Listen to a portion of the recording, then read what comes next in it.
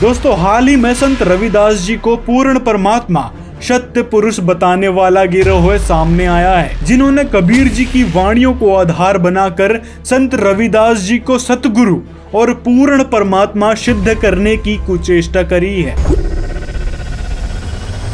दोस्तों इस वीडियो में बात करने वाले हैं संत रविदास जी के नाम पर चल रहे बेगमपुरा पंथ के बारे में। थोड़ी देर और बैठ जाओ, थोड़ी देर और 5 मिनट और बैठ जाओ। अच्छा, थोड़ी सी इसकी हिस्ट्री के बारे में बता देते हैं, उसके बाद इनके द्वारा फैलाई गई भ्रांतियों की बात करेंगे।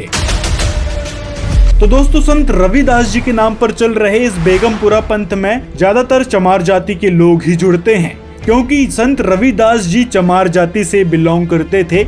इसी के कारण ये लोग चमार जाति को विशेष महत्व देते हैं। वाह, बहुत बढ़िया, महा ताड़ी बजाओ इन चमारा के ऊपर, जोन से चमार मतलब आज भी ऐसी सोच लियो बैठे किंग प्योरा देओगे, और उनको इसी प्रकार तरह तरह की बातें करके भ्रमित करने की लगातार कोशिश में लगे रहते हैं। पहले तो यहाँ हुए हैं ज्ञान भिक्षुक महाराज, जिन्हें सदगुरु की श्रेणी में रखा जाता है। दूसरे हैं ये समनदास जी महाराज, जिनको ये गुरु मानते हैं। और तीसरा ये जो बंदा बोल रहा है ये है सतनाम दास, जो अपने आप को अब संत सतनाम दास जी महाराज कहलवाता है। पहले तो ये नॉर्मल प्रचारक था, लेकिन बाद में इसको लगा कि भाई धीरे धीरे लोग हमारी बातों से आकर्षित हो रहे हैं, तो इसने भी अपना कथा वाचन रूपी ढमढमा शुरू कर दिया। और भी इस जैसे ढेरों लोग हैं जो अपने आप में गुरु बनने की फिराक में लगे हैं, और कुछ लोग तो बन भी गए हैं। और इसी श्रेणी में आता है ये सोनू दास, जिसका ये चैनल भी है, और ये समन दास जो लिखता है मतलब इसके समन दास गुरु हैं। अब ये किस प्रकार की भ्रांतियां फैलाते हैं, ये लोग कहते हैं कि रविदास जी चारों युगों में आए हैं। जैसे कबीर साहिब जी का जिक्र मिलता है कबीर सागर में कि वो चारों युगों में आते हैं। सतयुग में सतसुकृत नाम से, त्रेता में मुनिंदर, द्वापर में करुणामय और कलयुग में कबीर नाम से। तो इसी प्रकार इन्होंने एक थ्योरी जमाई है कि संत रविदास जी भी चारों युगों में आए हैं। और किस किस नाम से, तो इन्होंने बताया कि रविदास जी आए हैं सतयुग में सतपुरुष के नाम से, त्रेता में सतनाम के नाम से, और द्वापर में चेतदास के नाम से, और कलयुग में आए हैं वो रविदास के नाम से। और यहाँ तक कि ये दावा करते हैं कि जो समनदास जी महाराज हुए हैं वो रविदास जी के ही अवतार थे, यानी रविदास जी ही समनदास जी के रूप में फिर से आए थे अपना ज्ञान देने के लिए।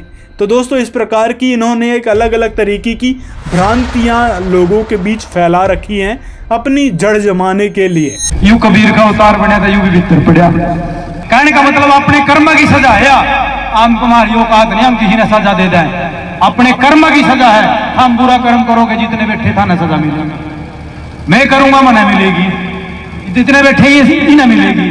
कोई किसी ने सजा नहीं देता, अपने कर्म की सजा खुद भुगतनी पड़े। जब हम समता का अपमान करेंगे तो हमारा कड़ा बल हो जाएगा। बताओ, ये लोग कहते हैं कि इस समय जो ये स्वयंभू सतनाम दास है ये टक्कर दे रहा है संत रामपाल जी महाराज के ज्ञान को, और वो भी शास्त्रों के आधार पर। तो आइए देखते हैं कितने पानी में है ये सतनाम दास और इनके स्वयंभू गुरु जो संत रविदास जी के नाम पर दुकान चला चुके हैं। इसने संत रामपाल जी महाराज पर टोटल 4 वीडियोस डाली हैं। इस पहली वीडियो में ये कहना चाह रहा है कि गुरु गोरखनाथ की गोष्ठी कबीर साहिब जी से नहीं हुई थी, बल्कि संत रविदास जी से हुई थी। रामायण है और इसी में ये गोरख से ज्ञान गोष्ठी है, श्री गुरु रविदास से श्री ज्ञान गोष्ठी। काशी जी में मिलने आए गुरु रविदास जी से जो ज्ञान गोष्ठी है, तो ये सभी उसमें ज्ञान गोष्ठी है। सभी इसमें दोहा है, चौपाइयाँ हैं। सुनो संत कछु और बखानू में सठ मूर्ख, ज्ञान न जानू एक दिन गोरख मता उपाया, भक्त रविदास से मिलने आया। नहीं कि यहाँ पे भगत शब्द लिया गया है, ये लिखने वाले ने थोड़ा कराया, वहाँ गलती से भगत नहीं लिखा है। रविदास जी सच में भगत थे, इसका प्रमाण और भी दिखाते हैं आपको। वैसे तो ऐसे फर्जी लोग प्रमाणों को नहीं मानते, लेकिन जो श्रद्धालु इन जैसे फर्जी लोगों की बातों में आ रहे हैं उनके लिए हम दिखाना चाहेंगे कि संत रविदास जी सच में भगत थे।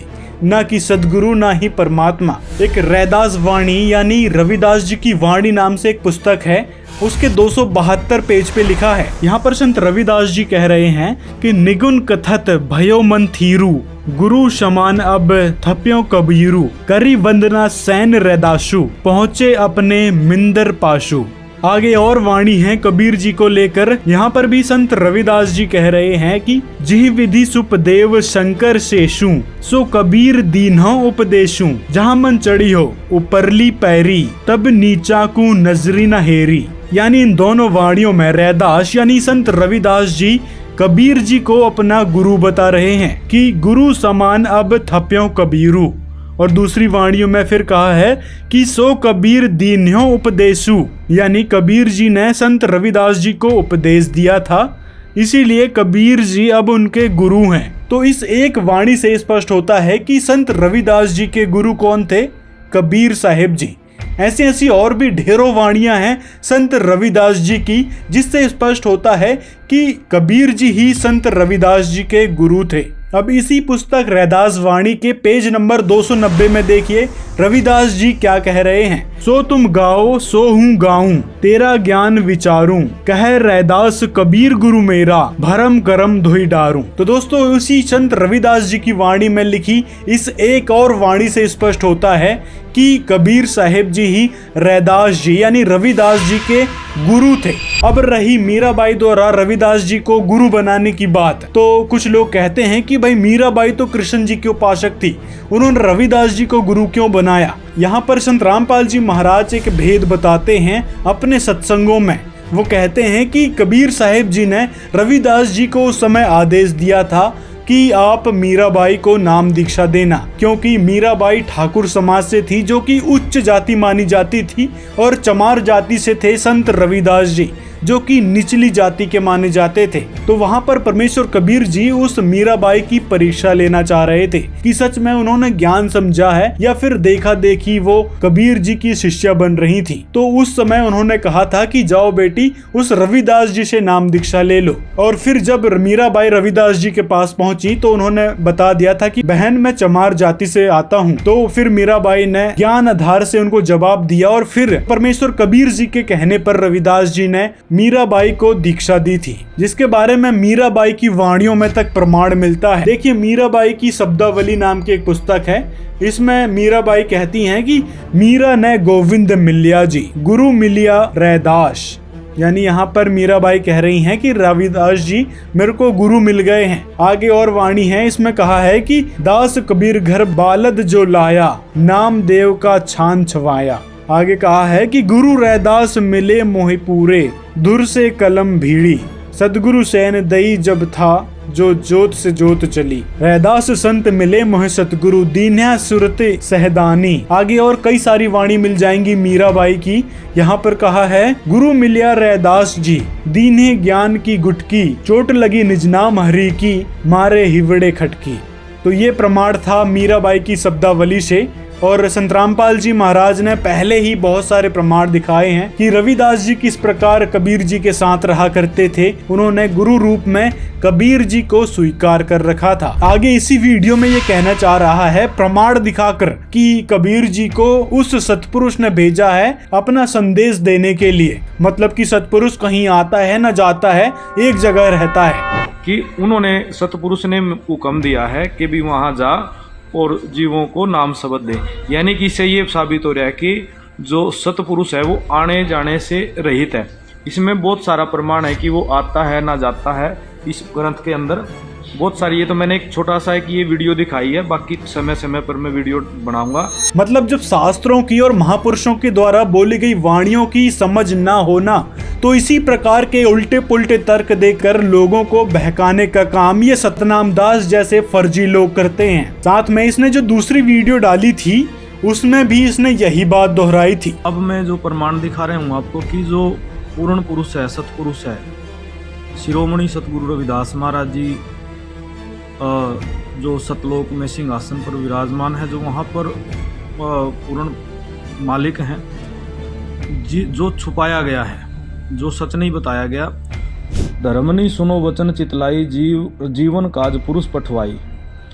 कि धर्मदास सुनो, मैं सतपुरुष के हुक्म से मैं यहाँ आया हूँ। इस लोक के अंदर सतलोक ते जग में आवा, धर्म राय मोहे देखन दावा। कि जो धर्म राय मिला है यहाँ आते हुए सतलोक से जब चल कर कबीर साहब आ रहे थे तो रास्ते में धर्मराय मिला।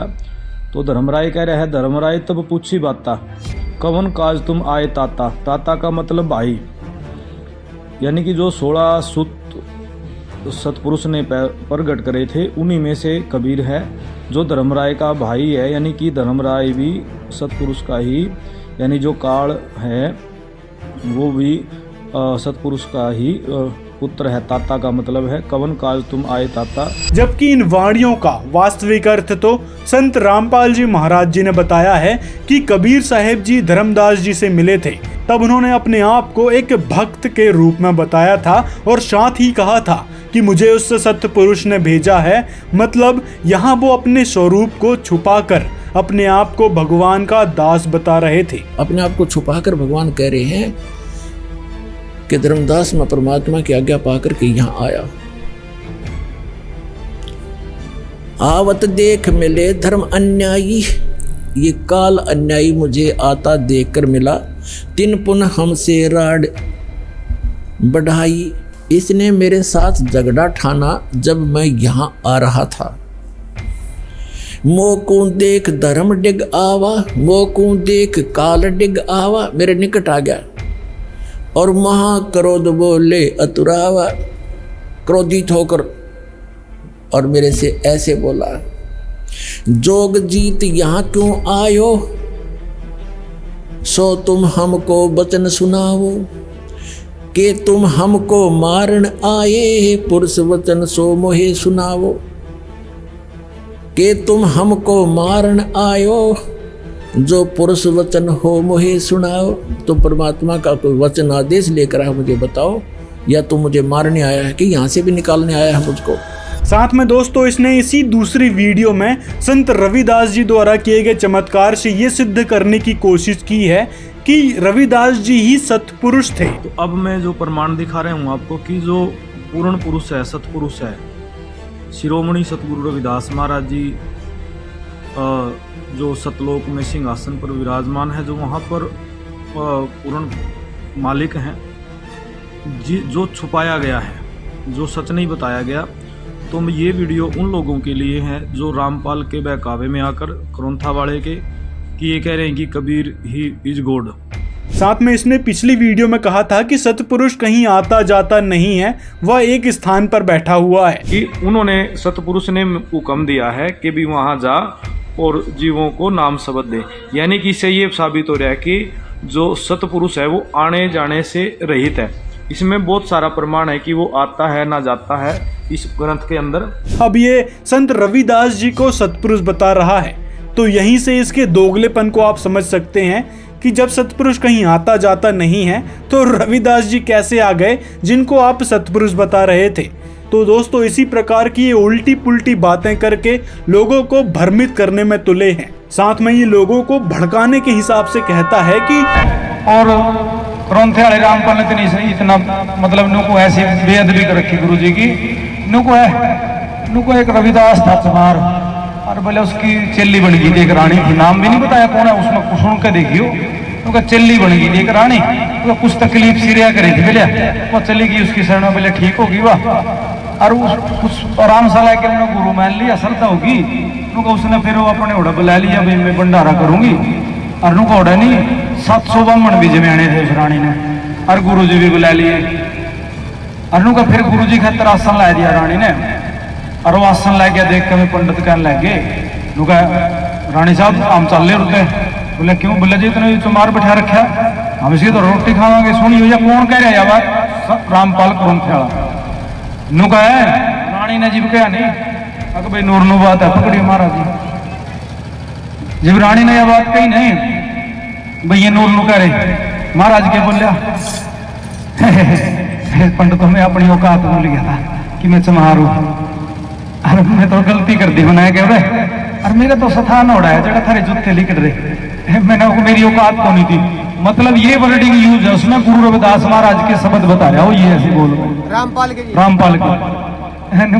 मैं अपनी औकात भूल गया था जी। यानी कि गुरु रविदास महाराज को की औकात बताई जा रही है, जो शिरोमणि हुए हैं, जिस संता के संत हुए हैं, जो साहिब कबीर महाराज के गुरु हुए हैं, जो गुरु नानक देव जी के गुरु हुए हैं, शिरोमणि सतगुरु दास जी महाराज की, जो रामानंद को खुद ज्ञान करवाने वाले हैं, उनकी औकात की बात करी जा रही है उन चैनलों पे। ये झूठ नहीं है, ये सच्ची कथा है और इसका प्रमाण संत रविदास जी की कई सारी वाणियों में आता है। लेकिन इन अंधभक्तों को केवल लोगों को भड़काना है, इसीलिए रविदास जी की सत्य कथा को भी झूठा बताने का ये प्रयास हरदम करते रहते हैं और इनको यही नहीं पता कि संत महापुरुष कैसे होते हैं। संत रविदास जी हमेशा से ही नरम स्वभाव के थे। अब रविदास जी खड़े हुए कि महाराज मेरे से गलती होगी, मैं अपनी औकात भूल गया, मैं इस बेटी ने के दिल को नहीं तोड़ना चाहा, मैंने इन्होंने यहाँ बैठा दिया, मैं बैठ गया,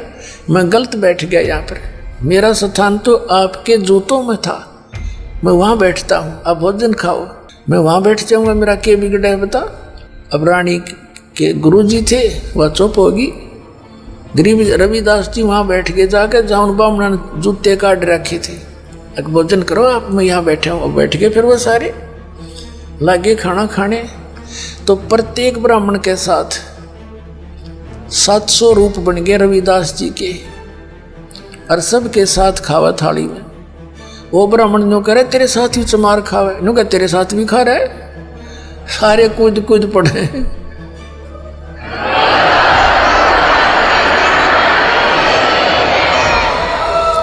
रविदास जी कहने लगे महाराज मैं तो यहाँ बैठा हूँ, यहाँ भी नहीं अच्छा लगता तो चला जाता हूँ।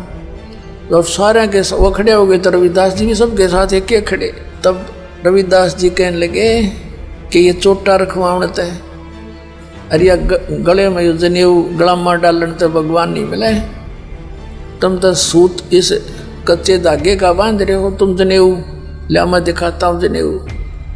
गोज में गाल रहे थे वह जूते चाम चीरण की एक खुरपी सी, और कहते नो अपने यहाँ से ऐसे करके दिखा दिया।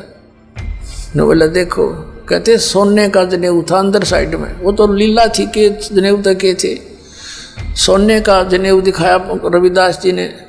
कहते इन जनेऊआ तो बात नहीं बना भाई, भक्ति करें पार पड़ेगी, आंडो पेट भरते तुम भी गधे बनोगे। 1.5 घंटा प्रवचन किया रविदास जी ने, कबीर परमात्मा से सुने हुए ज्ञान की। 700 के 700 ने अपने वो जनेऊ तोड़ तोड़ घेर दिए, काट दिए उड़े। कहते 100 मन सूत बनया था, गरीबदास जी ने लिखा है उन गलाम्या का 100 मन सूत इतना लटकाए आने थे, और लेकर नाम अपना गुजारा किया। तो ये यही प्रमाण समझ लेना, एक योगी ज्ञान भी देगा, समाधान भी करेगा, उसके पास परमात्मा का वो सत्य भक्ति मंत्र होता है।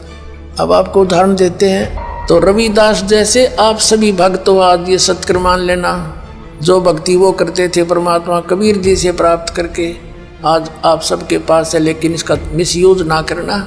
अब इसकी तीसरी वीडियो पर आते हैं। इसमें इसने संत रामपाल जी महाराज द्वारा बताए नियमों के बारे में बात करी है, जिसमें इसने जाति पाति के बीच घुसकर लोगों को भड़काना चाहा है। सगा भाई तो गुरु रविदास महाराज का सत्संग ले रहे एक भाई ने रामपाल का, वहां में अरदास करने चला गया, वाणी हुई गुरु जी की, सात संग जी उसने अपने बालक का प्रसाद भी नहीं लेने दिया, केड़े फल भी नहीं लेने दिया, नुका दिया कामना को नहीं लेना जी, ये तो काल की भक्ति है भलिया। मखा वाह बहुत बढ़िया, मखा ताड़ी बजाओ इन चमारा के ऊपर, जोन से चमार मतलब आज भी ऐसी सोच लियो बैठे किंग ब्यौरा दोगे। साथ संगत जी इन बातों ने नहीं मानना। जबकि दोस्तों यहाँ पर संत रामपाल जी महाराज का स्पष्ट नारा है कि जीव हमारी जाति है, मानव धर्म हमारा, हिंदू मुस्लिम सिख ईसाई धर्म नहीं कोई न्यारा। यहाँ तक कि संत रामपाल जी किसी भी जाति पाति में भेदभाव नहीं करते हैं, ना ही छुआछूत को मानते हैं। और रही बात भंडारा ना करने की, तो संत रामपाल जी महाराज का नियम है, यहाँ तक कि परमात्मा का नियम है कि जो लोग शास्त्र विधि त्याग कर मनमाना आचरण कर रहे हैं, अपनी इच्छा से भक्ति कर रहे हैं, वो शास्त्र विरुद्ध भक्ति कही गई है, जिसके कारण ना तो लाभ होगा और ना ही मोक्ष, बल्कि उल्टा हानि का सामना करना पड़ेगा।